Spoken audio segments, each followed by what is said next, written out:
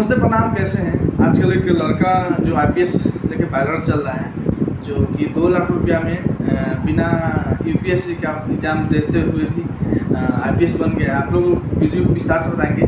मिथिलेश कुमार नाम बता रहे हैं, वो लड़का का नाम है, और वो बिहार के जमुई जिला का है, जो कि कुछ दिन पहले मनोज सिंह का नाम व्यक्ति को बता रहे हैं। मनोज सिंह को 2 लाख रुपया दिए थे और उससे उनका मतलब कि टैग वर्दी ही उनको दे दिए, और साथ में पिस्तौल साथ में दोनों मिला के।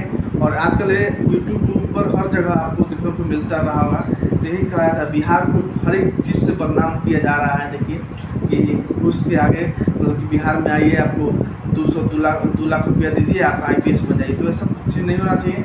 बाकी देखिए, ये बिहार का मिथिलेश कुमार है और बिहार के जमुई जिला का है, जो कि 18 साल का युवा है, जो कि खुद की इसको बोलने का एक्सपीरियंस भी नहीं है, और इसको 2 लाख रुपया बोलता है कि 2 लाख रुपया दे दिए और हम आईपीएस बन गए। आप लोग बैकग्राउंड में देख रहे होंगे, वीडियो को देखने को मिल रहा होगा आपको। तो ऐसा ही है। आप लोग को वीडियो को कैसा लगा बताइए कमेंट करके, और मिलते हैं न्यू वीडियो में। तो ऐसी तो प्यार बनाए रखिए। धन्यवाद।